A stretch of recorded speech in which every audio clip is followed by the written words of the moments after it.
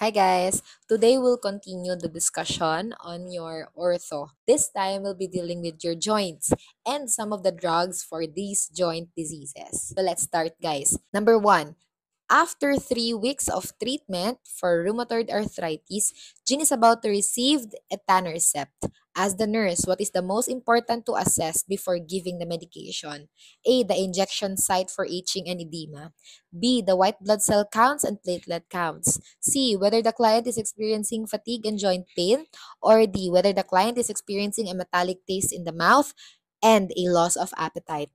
And the best answer is no other than for etanercept, guys, you have to check first the white blood cell counts and the platelet cell counts of the patient. Why is that? Guys, etanercept, that's an example of your DMARDs. And when you say DMARDs, yan yung disease-modifying anti-rheumatic drugs natin. Ayan. They end in the suffix "-cept", like your etanercept. And you also have your MAB, like your adalimumab. Okay? So, pag narinig mo yung mga suffix na yan, they are part of your DMARDs medications. And why do you have to check the white blood cell count and the platelet cell count before giving the medications? DMARDs, guys, in general, ang ginagawa niyan in order to address your rheumatoid arthritis, the inflammation of the joints because of autoimmune disease, is to decrease inflammation by decreasing immune response. Kasi remember guys, what's causing the inflammation, isn't it? It's your immune system. So ang gagawin ni DMARDs para mawala ang inflammation ng joints sa rheumatoid arthritis, since it's an autoimmune disease, your own immune system attacking your joints, causing rheumatoid arthritis, edi ibaba natin ang immune response. Let's suppress the immune system in order to decrease the inflammation of the joints. That's the function of your DMARDs. So do you have to check for the white blood cell count? Kasi ano ang risk when you are decreasing the immune system, when you're trying to suppress the immune system? Is the patient going to be susceptible to infection? Yes, that's why you have to check and make sure that the white blood cell count and the platelet cell count of the patient is well within the normal limits. You don't have to check the injection site for itching and edema before giving the medication. Kasi kailan ba nangyayari yung side effect na yan? Itching and edema on the injection site after giving the medication, correct? The question is asking for before you give the medication. So, hindi nagme-make sense ang alpha. Charlie naman, when the client is experiencing fatigue and joint pain, the reason why we are giving DMARDs is to address the joint pain. Okay? And it's not important to see if the patient is fatigued or has joint pain kasi ito naman talaga ang indication niya. Okay? Mas priority, i-check ang white blood cell count and platelet cell count ng patient kasi mas direct siya sa effect ng etanercept sa katawan ng pasyenteng may rheumatoid arthritis. Whether the client is experiencing a metallic taste in the mouth and a loss of appetite, those can be side effect and expected discomfort that comes along with taking your etanercept and other DMARDs. So ano bang tanong? Before you give the medication, not the after effect of the medication, which are the side effects. Okay? That's why the best answer is bravo. Next, number 2. Allopurinol has been prescribed to Amber. Which instruction should the nurse give during client teaching? Is it A, drink 3,000 ml of fluid a day? Or B, take the medication on an empty stomach? Or C, the effect of the medication will occur immediately? Or Delta, any swelling of the lips is a normal expected response. Guys, the best answer for number 2 is no other than alpha. You have to drink 3,000 ml of fluid a day. Allopurinol, that's one of the drugs for your anti-gout medications. Okay? Ang function ni allopurinol that helps with your gouty arthritis is that it will decrease uric acid formation. And if you want to supplement the decrease in the uric acid formation, dapat isupplement mo din yung mode of excretion ng uric acid sa katawan. And saan yun? Through your kidneys, in your urine. That's why you have to increase your oral fluid intake in order to facilitate the excretion of your uric acid. And it's also true kasi ang metabolism ng iyong allopurinol is through your kidneys. So in order to really excrete allopurinol from the body to prevent toxicity of allopurinol, you have to increase your oral fluid intake. You don't take the medication on an empty stomach. In fact, you have to take it with a meal. And the effect of the medication will not occur immediately. In fact, it will take at least a week or two for allopurinol to have its desired effect. Anong anti-gout medication ang nagkakaroon ng immediate effect to the flares or the acute attacks of your gout? Guys, Charlie is referring to colchicine. Okay? Colchicine. So, pag tinanong ka sa exam, anong klaseng anti-gout medication ang pwedeng imigay for acute gouty attacks, for severe inflammation due to gout? Ang answer ay walang iba kundi colchicine. Ano yung on-call medication for acute gout attack? Ano yung on-call? Si colchicine. Okay? Any swelling of the lips is a normal expected response? No. Swelling of the lips, the face, the eyes, the tongue, that can indicate anaphylaxis, okay? Or an allergic reaction from the medication. So, is that reportable? Yes. Number 3. Andito na. Colchicine has been prescribed for Ito who was recently diagnosed with gout. The nurse should be cautious if the client has a history of which condition. Is it A, mixed edema? Is it B, kidney disease? Or is it C, hypothyroidism? Or is it D, diabetes mellitus? The best answer is no other than kidney disease. And why is that? Guys, the main metabolism and excretion of your colchicine medication is through your kidneys, in your urine. So, if you do not want colchicine to increase in toxicity sa katawan mo, make sure you give it in a patient na may maayos na kidney function. Or else, pag binigay mo yan sa pasyente na may palyadong kidney, mahihirapan bang i-excrete ang palyado na kidney na yon ang iyong colchicine na intake sa katawan? Yes. So, can that lead to increase in the colchicine level of the body and therefore cause toxicity? Yes. That's why you have to make sure that the patient does not have any ongoing or superimposed kidney disease. Mixed edema and hypothyroidism, they are kind of synonymous kasi hypothyroidism is the disease while mixed edema naman is the complication of your hypothyroidism, correct? Yes, and diabetes mellitus has nothing to do with your colchicine intake. Saan tayo cautious pag ang patient may diabetes mellitus, especially type 2 diabetes mellitus, kapag ang patient nagte-take ng allopurinol? Why? Allopurinol, it can increase the effects of what kind of medication responsible for DM type 2, guys? OHA, your oral hypoglycemic agent. So, please remember, pag tinanong ka sa exam, anong klaseng medication ang kayang mag-increase ng effect ng oral hypoglycemic agents mo in your type 2 diabetes mellitus? That's your allopurinol. Okay, one of your anti-gout medications. So yan ang pwedeng magkaroon ng medication interaction rather than your colchicine. Okay? Next, number 4.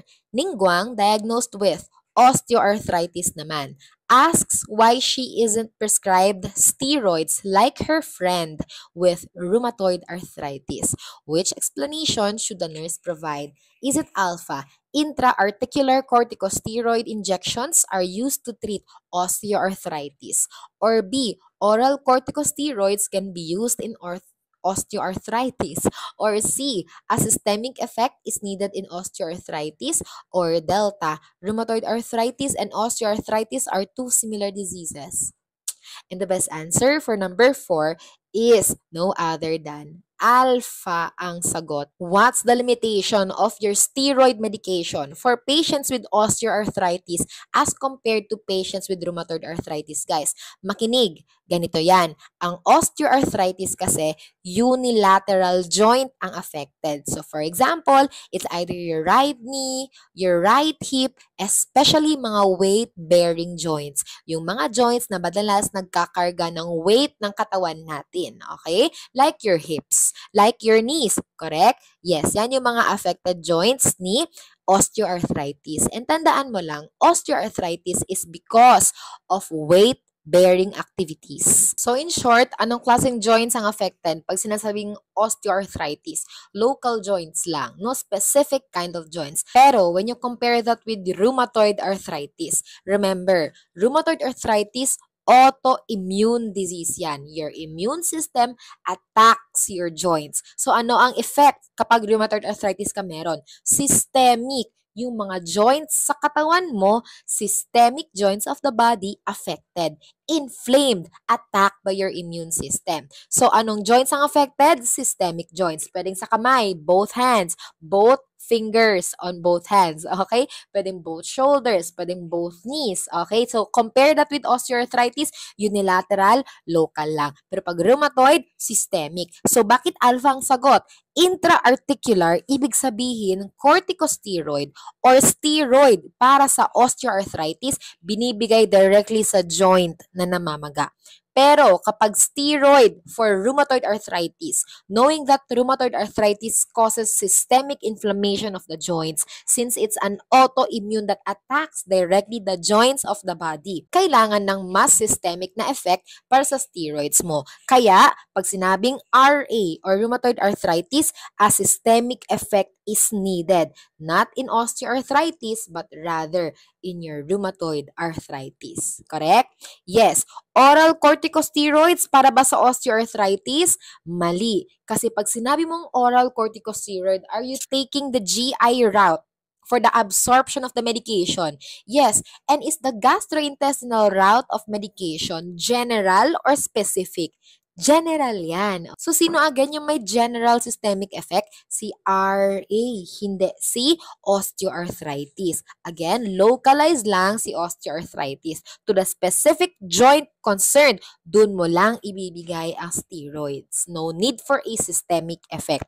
And delta is definitely wrong as explained. Kasi may pagkakaiba ba talaga sila? Yes, rheumatoid arthritis, systemic. Osteoarthritis localized on specific joints, especially your weight-bearing joints, like your hips, like your knees, like your spine. Okay, so kasali yan.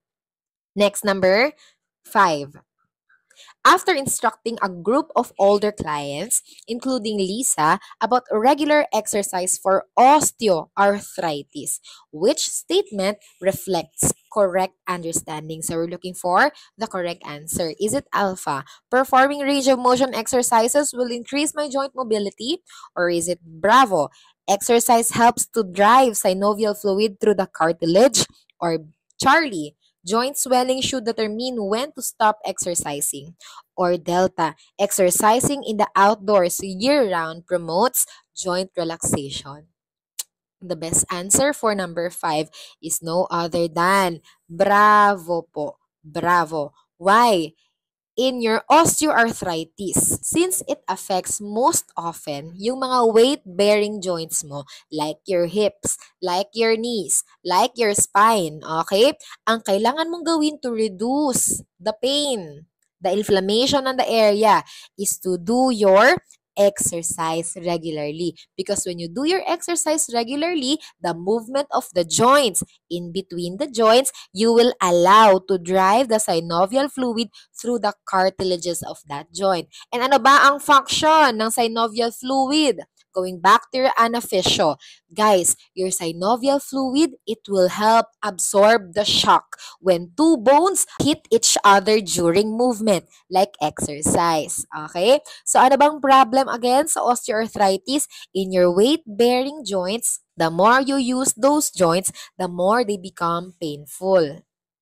Kasi nagkakaroon ng degeneration in between those cartilages, in between the synovial fluid of those cartilages. So, to lubricate those cartilages in between joints and to have a shock absorber, paano mo mai-improve ang daloy ng synovial fluid doon? You exercise. Regular exercising in your osteoarthritis. Why is alpha wrong? Range of motion exercises is not to increase joint mobility. What will increase joint mobility? Weight-bearing activities. Remember that. Weight-bearing activities ang kayang mag-increase ng joint mobility. When you lift, in the gym, when you do dynamic movements. Okay? So, yun. Pero range of motion exercises, guys, kung ano lang yung allowable for that specific kind of joint, that one is to preserve the function of the joint. Hindi siya to improve or to increase the joint mobility.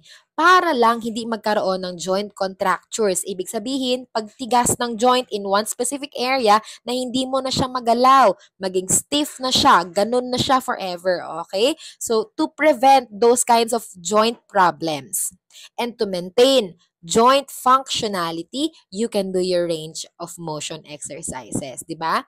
Kaya madalas ginagawa natin yan, di ba? Passive range of motion exercises para sa mga taong bedridden to maintain the functionality of the joints, to prevent contractures of those joints. Okay?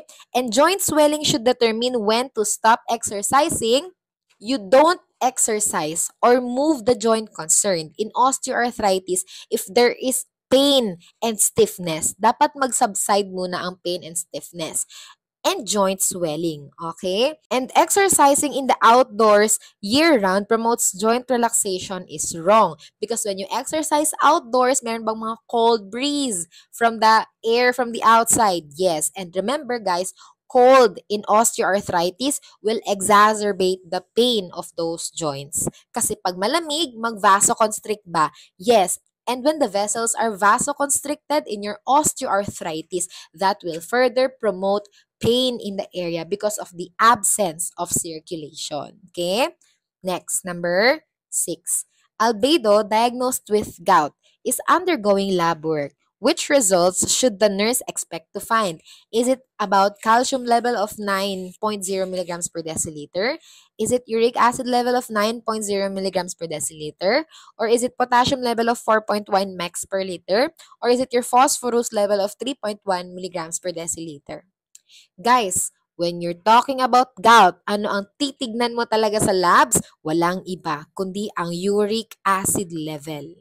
Uric acid level of 9.0 milligrams per deciliter. What's the normal range for your uric acid? It should just be between 3.5 to 7 milligrams per deciliter. If you increase that, can that also increase the risk of your gouty attacks? Yes. Kaya 'di ba, part ng management natin for gouty arthritis is to reduce the consumption of foods rich in uric acid or rich in purines. Tama? Kasi purine from the food that you eat gets metabolized into uric acid. And when uric acid increases in the body, yan ang nagkakaroon ng risk for your gouty arthritis. Kasi this uric acid, when they are increased in the body, they get deposited in the joints. Like the joints of your big toe, in your feet. And pag nag-inflame, because of these crystals na na-deposit doon, your uric acid, yun na yung gouty attack mo. Okay? So yan. Bravo is the best answer. Number 7. On a clinic visit, Yoimiya describes early symptoms of rheumatoid arthritis. Which assessment should the nurse prioritize? Is it A, limited motion of joints? Or is it B, deformed joints of the hands? Or is it C, early morning stiffness? Or is it D, rheumatoid nodules? The early symptom among the choices is no other than your early morning stiffness, madalas found in the small joints of your hands. Yung fingers ng hands mo. When you wake up in the morning, matigas, masakit, stiff. You call that your early morning stiffness. And how do you say that the early morning stiffness is that of rheumatoid arthritis as compared to your osteoarthritis if it will be more than 30 minutes? More than 30 minutes siyang stiff. Okay? Alpha, limited motion of joints, guys, that happens late in your rheumatoid arthritis. Remember, rheumatoid arthritis is because of an autoimmune disease attacking your joints. So once the immune system continuously attacks your joints, eventually, mawawalan siya ng function, pwede siyang mamatay, okay, or pwede siyang magkaroon ng contracture, thereby losing the function or the motion of those joints, causing your limited motion of joints. And deformed joints of the hands, that happens in the late stages of your rheumatoid arthritis. The more you are unable to move your fingers because of limited motion of the joints, the more they get deformed. And deformities na to, most of the time, they appear in contractures. Okay? When the joint is no longer in the neutral form, like my hand, this one, neutral form. Ano yung deformed joint natin? Once it becomes contracted and you can no longer put it on its neutral form again. Okay? And that happens in your rheumatoid arthritis. Again, because of your autoimmune disease. Okay? And rheumatoid nodules, they happen on the late stages of your rheumatoid arthritis. Yung nagkakaroon ng mga butlig-butlig or nodules, yung mga joints ng hands natin. Okay? Next, number 8. I can't clean the house without fatigue, and my knees always hurt, says Dea, who has rheumatoid arthritis. Which nursing diagnosis best applies? A. Activity intolerance related to fatigue and pain, or B. Self-care deficit related to increasing joint pain, or C. Ineffective coping related to chronic pain, or Delta. Disturbed body image related to fatigue and joint pain. Anong hindi magawa ni Dea? Maglinis ng bahay. So ano yan? Activity intolerance related to fatigue and pain. Okay? It's not self-care deficit kasi ano bang sabi dyan? Clean the house. That's part of your ADL, your activities of daily living. So, activity intolerance. Related to what cause? Sabi niya, cause my knees always hurt and without fatigue. Lagi siyang napapagod every time naglilinis siya ng bahay. So, that's the best answer rather than Bravo that deals with self-care deficit related to increasing joint pain. And definitely, it's not about ineffective coping kasi wala namang coping mechanism na nabanggit dyan, but rather about the joint problem and the pain associated with it. And it's not about disturbed body image kasi wala namang na-mention dyan about body image na hindi na nagugustuhan ni Dea. Okay?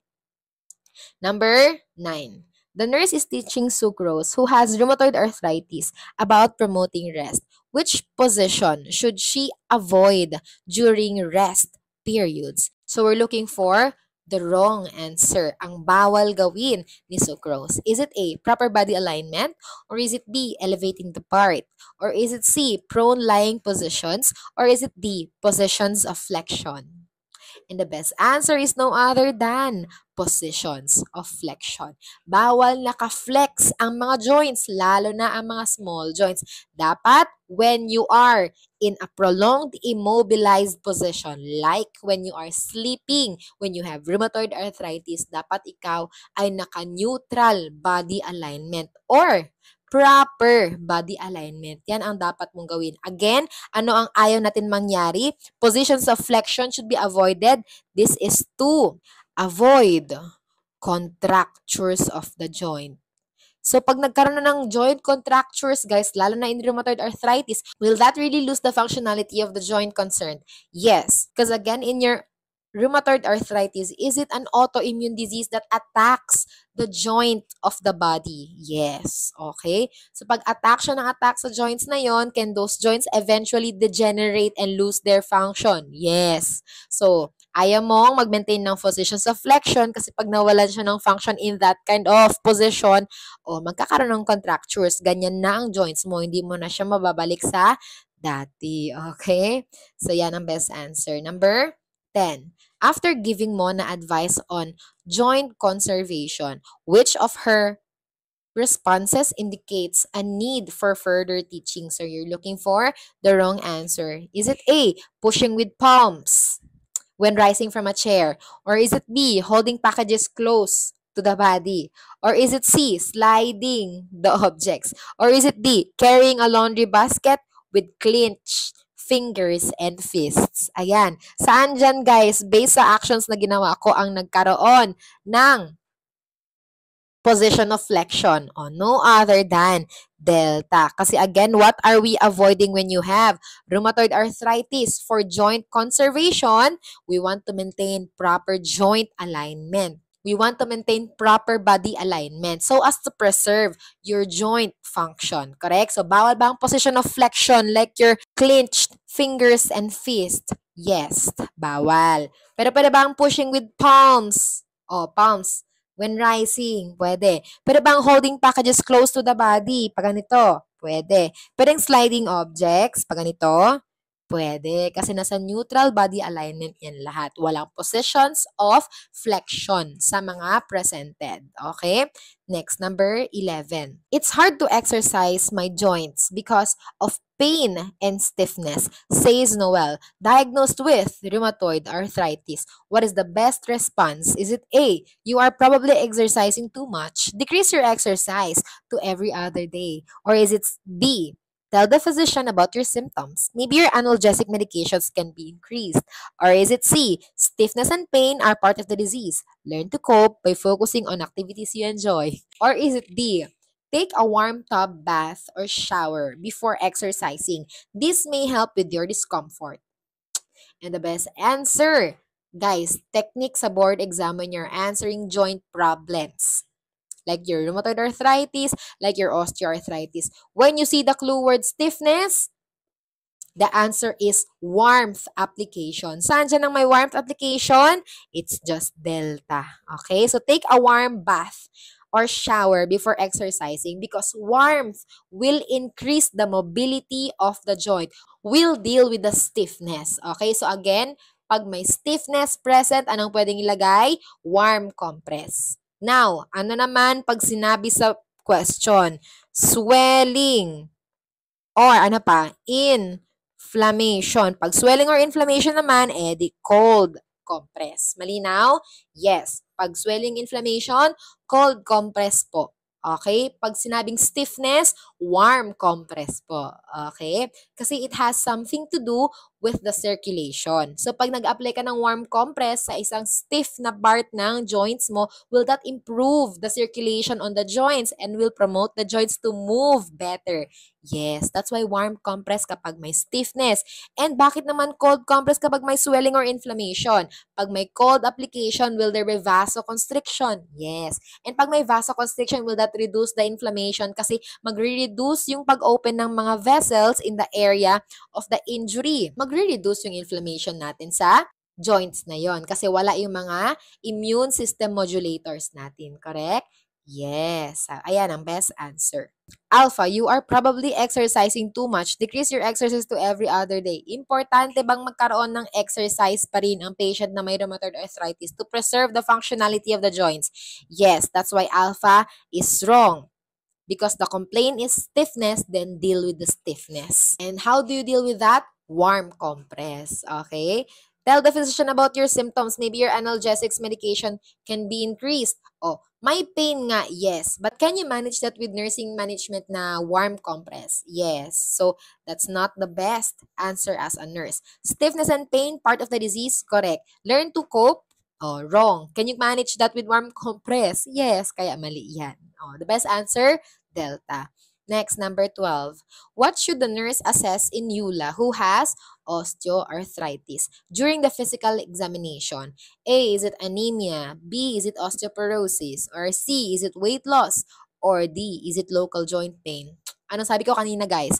Osteoarthritis, madalas sa weight-bearing joints like your hips, like your knees, like your spine. So the best answer is local joint pain. Sino yung systemic joint pain? O, yung autoimmune, yung rheumatoid arthritis. Okay? So yan, local joint pain is the best answer. Si anemia ay walang kinalaman. Osteoporosis is a problem of the bone rather than the joints. Okay? So bones, ang problem sa osteoarthritis from the word itself, arthritis.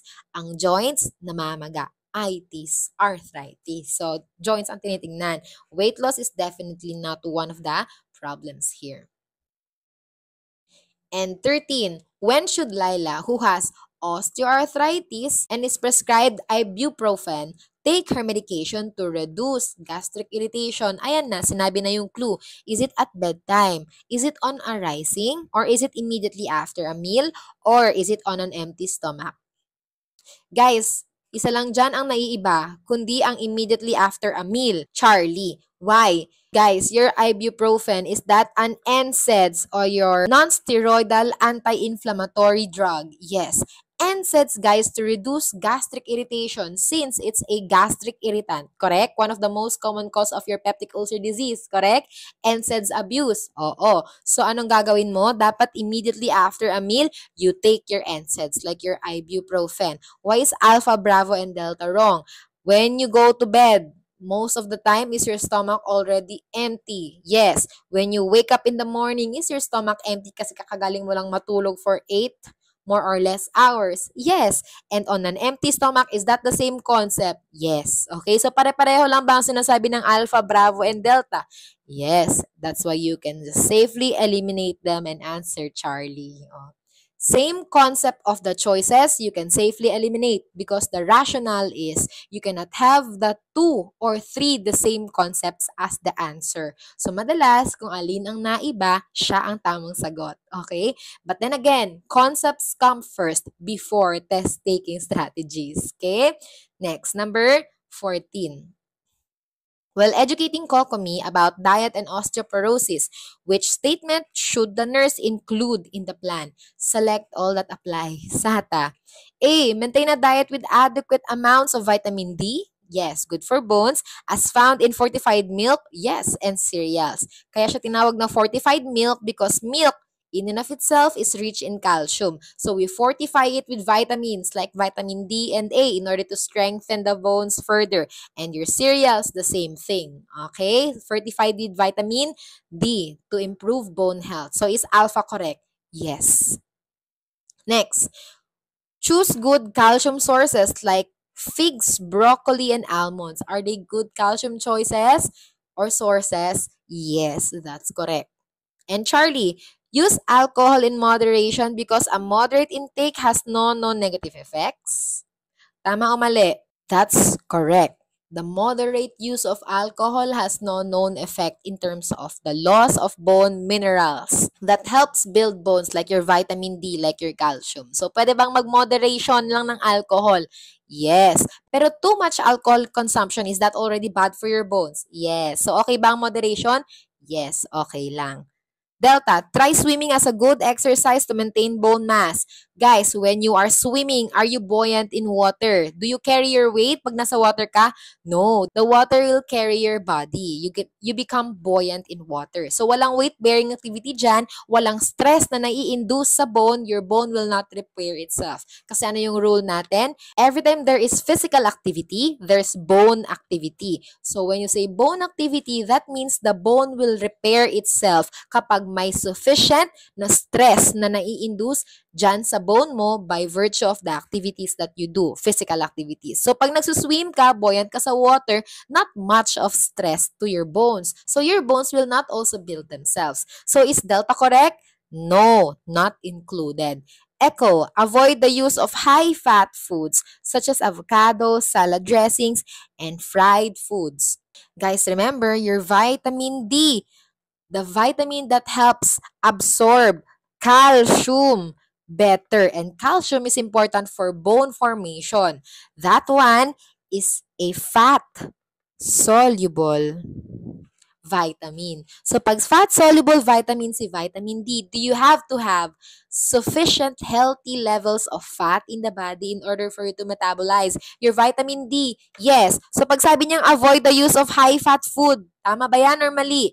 That's actually wrong. Okay? Kasi kailangan mo ba ang sufficient enough of fat in order to metabolize your fat-soluble vitamin like your vitamin D? Yes. For better calcium absorption. Yes. For better bone formation.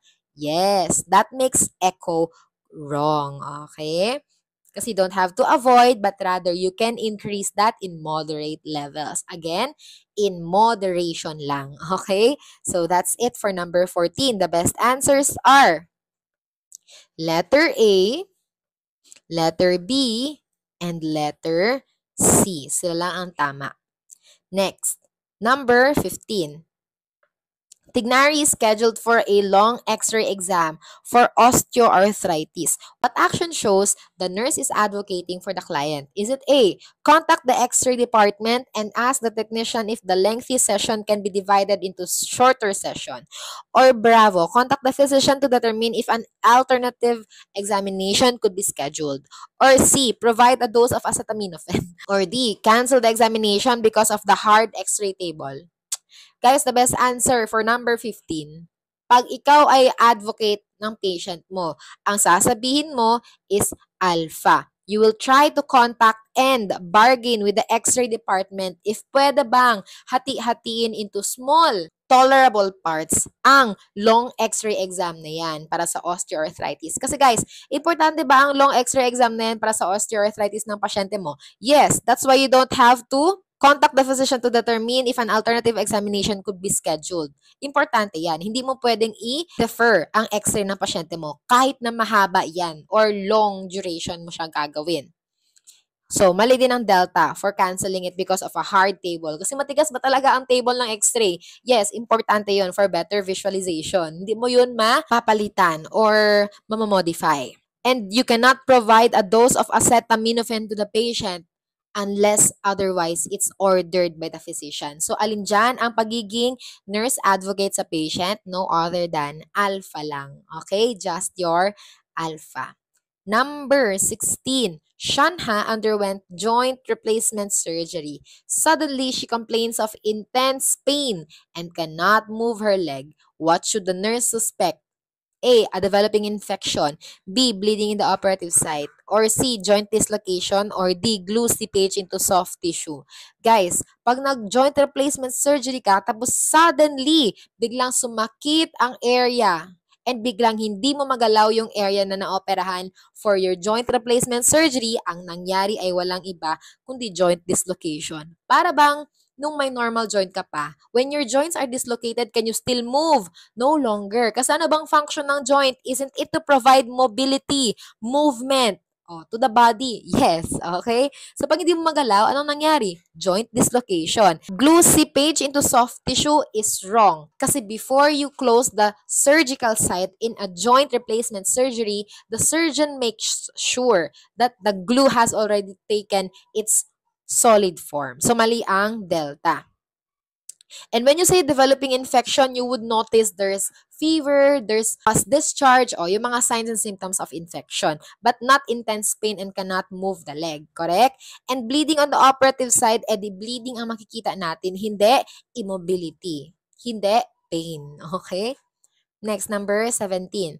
Fischl is having vision problems while taking hydroxychloroquine or your Plaquenil for rheumatoid arthritis. What does this suggest?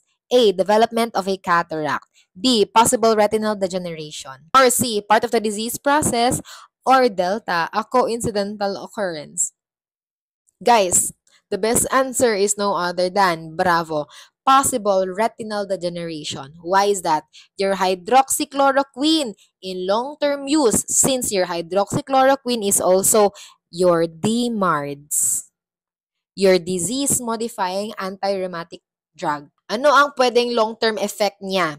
It's your retinal degeneration. Okay? Sino nakakakos niyan? Your hydroxychloroquine. Familiar? This drug is also used as prophylaxis for your malaria. Correct? Before you visit malarial-prone areas or areas where malaria is endemic, can you also use hydroxychloroquine? Yes. And it's also known to be a DMARDs. Now, pwede rin siya makatulong para sa mga patient na may rheumatoid arthritis kasi it can help reduce the inflammation of your rheumatoid arthritis. Ayan. So, possible retinal degeneration, that's the adverse long-term effect of your hydroxychloroquine. Next, number 18. The nurse teaches Kave about managing arthritis with heat and cold therapy. Which statement shows a knowledge deficit? So, we're looking for the wrong answer. Is it A, I can use heat and cold as often as I want? Or is it bravo, with heat, I should apply it for no longer than 20 minutes at a time?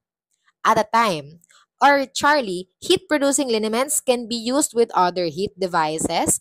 or delta. 10 to 15 minutes per application is the maximum time for cold applications. And the wrong answer here is no other than Charlie. Hindi pwedeng isabay ang mga heat-producing liniments sa mga other heat devices or heat-producing devices. Kasi guys, pag sinabay mo yan, can that cause thermal burn to the patient? Yes, one heat device at a time lang. So if you're using heat-producing lineaments, yun lang ang gamitin mo. Huwag mo nang i-superimpose with another heat device. Kasi can that really induce a thermal burn on your skin? Yes. O, correct ba ang delta? 10 to 15 minutes lang application ng cold? Correct. O, bravo. With heat, you could apply it for no longer than 20 minutes? Correct. O, I can use heat and cold as often as I want? Yes. As long as you feel stiffness, apply heat for not more than 20 minutes. As long as there's swelling and inflammation, apply cold for not more than 15 to 20 minutes. Pwede yan. You can alternate your heat and cold application as long as hindi siya lalagpas sa 15 to 20 minutes time na interval natin. Number 19. Alhidam is admitted for acute gout. Which medication should the nurse expect to be prescribed to manage the attack? Guys, anong meron? Acute gout. Ngayon, masakit. Acute inflammation of the joint. Is it ibuprofen? Is it colchicine? Is it probenecid? Or is it hydrocortisone? Ayan na. Nasabi ko kanina, sino yung on-call drug kapag may acute gout attack? Eh di walang iba kundi si colchicine. Siya ang on-call drug for acute gout attacks. The inflammation or the gouty attack that's happening right now, the one that's causing severe pain to your patient, colchicine is the on-call medication. Ibuprofen is an NSAIDs. You don't give that in your acute gout attack kasi hindi siya ganun ka-effective in reducing the pain. As compared when you use NSAIDs or ibuprofen for rheumatoid arthritis or osteoarthritis, pwede pa. Sa acute gout kasi, ang problema is because of your uric acid. So, colchicine, ang ginagawa niyan guys is that it will reduce the inflammation on the joint kung saan nagkaroon ng uric acid deposits. Kaya siya ang best drug of choice when you talk about acute gout attacks. And then probenecid, you cannot use that in an acute gout attack, but rather you can use that along with the maintenance medications to decrease the uric acid level in the body. Anong ginagawa ni probenecid, guys? It will increase uric acid excretion saan? Sa iyong urine. Okay, that's the one that will excrete the uric acid in the urine. Hydrocortisone, you don't use that in acute gout. Where do you use that? Osteoarthritis and your rheumatoid arthritis, especially your rheumatoid arthritis. Kasi your hydrocortisone, that's a steroid. And steroid, ginagamit yan locally sa joint concerned in your osteoarthritis. And systemically para sa rheumatoid arthritis. Okay? Next, number 20. What is the goal of allopurinol therapy for Zhongli who has gout? Is it A, to increase bone density? Or is it B, to decrease synovial swelling? Or is it C, to decrease uric acid production? Or is it D, to prevent crystallization of uric acid?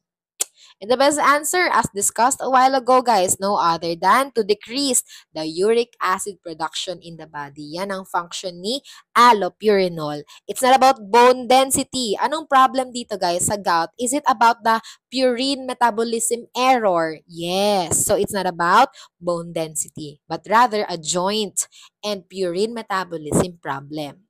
And it's not to decrease synovial swelling, but rather your uric acid production. That's the one it's being decreased. And to prevent crystallization of your uric acid, guys, anong gagawin mo? Increase oral fluid intake. Okay? Para hindi mag-crystallize ang mga uric acid sa katawan mo and will become stones. Correct? Remember, meron tayong kidney stones made of uric acid. Okay? So, kung gusto mo siya ma-flush out sa system mo on the main excretory organ, your kidneys, edi increase oral fluid intake. Tama? Yes. O, next, number 21. What is the nurse's top priority when caring for Kiki who has rheumatoid arthritis? Guys, surgery, comfort, education, motivation. O, the best answer is no other than bravo. comfort is the best answer. Rheumatoid arthritis, is that a systemic autoimmune disease attacking the joints of the body? Yes, systemic effect on the joints. So surgery cannot do much. Anong gagawin mo? Buong katawan o operahan mo. Okay? So as compared to a localized joint pain, like your osteoarthritis, can you do your joint replacement? Pwede sa osteoarthritis. But in rheumatoid arthritis, since it's a systemic inflammation of the joints, hindi pwede ang surgery. And education, yes, but that's not the priority. Comfort. Why? Masakit na masakit ba ang rheumatoid arthritis kasi systemic effect siya ng autoimmune disease mo to the systemic joints of the body? Yes. And yung stiffness, can that really affect the much needed comfort of the patient? Yes, imagine waking up in the morning and the entire body feels stiff. You lose the functionality of your joints. Okay, so comfort is the priority as compared to education and as compared to motivation. Next, number 22. For a client like Dory with rheumatoid arthritis, which lab test should the nurse monitor? Pancreatic lipase is for acute pancreatitis or pancreatitis in and of itself. Bence-Jones protein? No. That's for your multiple myeloma. Tama? Bence-Jones protein, you see that in your urine. And pag positive sa urine mo ang Bence-Jones protein, can you consider multiple myeloma? Yes. Okay, marker yan ng multiple myeloma mo. Anti-nuclear antibody or your ANA. Oh, if you're talking about rheumatoid arthritis, that's the best answer. Tataas ang ANA mo, anti-nuclear antibody, because that's a marker of what? An autoimmune disease. Pag may autoimmune disease sa katawan, tumataas ang ANA or ang anti-nuclear antibody marker mo. And alkaline phosphatase or your ALP, saan yan? E di sa liver function mo. So, not with your rheumatoid arthritis. Next, number 23. When planning care for SIU to prevent deformities caused by rheumatoid arthritis, what should be included with periods of rests? Is it active exercise? Is it passive massage? Or is it bracing of joints? Or is it isometric exercises?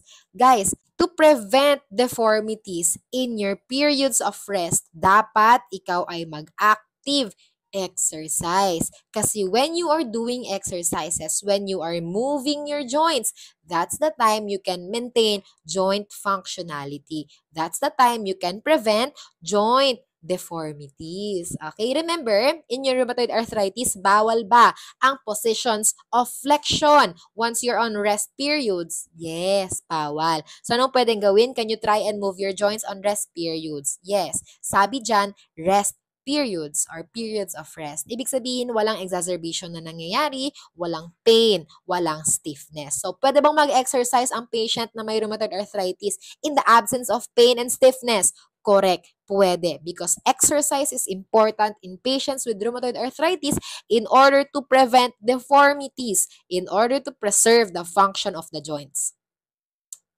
Passive massage, you do that if the patient is in pain or in stiffness. Okay? Since hindi siya pwedeng mag-exercise.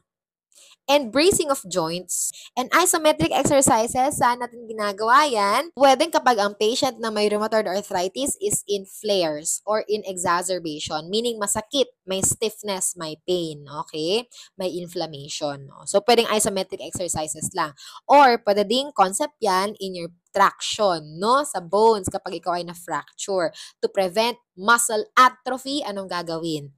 Isometric exercises. In place lang, since immobilize naman ang fractured site, to prevent muscle atrophy on the fracture site, edi do your isometric exercises. Next, number 24. A regimen of rest, exercise, and PT or physical therapy is prescribed for Candice. What should the nurse explain as the purpose of this routine? Is it A, to prevent arthritic pain, or is it B, to halt the inflammatory process? Or is it C, to help prevent the crippling effects of the disease? Or is it D, provide the return of joint motion after prolonged loss? The best answer pag ikaw ay nagre-rest and then nag-exercise and then may physical therapy, that's to help prevent the crippling effects of the disease, joint disease. Okay? Ano yung crippling effect ng joint disease natin? The loss of the function of the joint. And when the function of the joint is lost, mobility is also halted or limited. And also, ano pa? Joint deformities like your contractures. Hindi na mabalik sa normal position of alignment yung joint mo. So Charlie is the best answer. If you want to prevent arthritic pain, you can use your pain medications, your heat and cold application. Pwede. Halt the inflammatory process. Pwede ba talagang matigil ang inflammatory process when you talk about arthritis? Hindi. Okay? But can you manage it? Yes. Anong mas general approach dito, guys? It's Charlie to help prevent the crippling effects of the disease. And is Delta possible to provide the return of joint motion after prolonged loss? Madalas, especially in your rheumatoid arthritis, when you lose the function of the joint because of the autoimmune disease attacking the joint in your rheumatoid arthritis, yung prolonged loss ng joint mo, hindi mo na pwedeng maibalik basta-basta lang. Next, number 25. When preparing a teaching plan for catching with rheumatoid arthritis, which topic should be omitted or tatanggalin from general arthritis education? Is it A, ulnar drift? Is it B, Heberden nodes? Is it C, swan neck deformity? Or is it B, boutonniere deformity? When you say rheumatoid arthritis, alin dyan ang hindi kasali? Guys, Heberden's nodes. Saan yan nakikita? You only see that in your osteoarthritis. Ulnar drift, swan neck deformity, and boutonniere's deformity, they are all present in your rheumatoid arthritis and they look like this. Next, number 26. When should the nurse expect Thoma who has rheumatoid arthritis to report increased joint pain and stiffness? Is it A, after assisted exercise? Or B, when the room is cool? Or C, in the morning on awakening? Or is it D, when the latex fixation test is positive? The best answer is no other than Charlie, in the morning on awakening. Guys, in RA, the stiffness happens because of prolonged immobilization. So the more you do not move, like when you are sleeping at night and then when you wake up in the morning, prolonged immobilization ba yon? Yes, that's why it causes your early morning stiffness. Or upon morning on awakening, may stiffness ka na ng joints mo.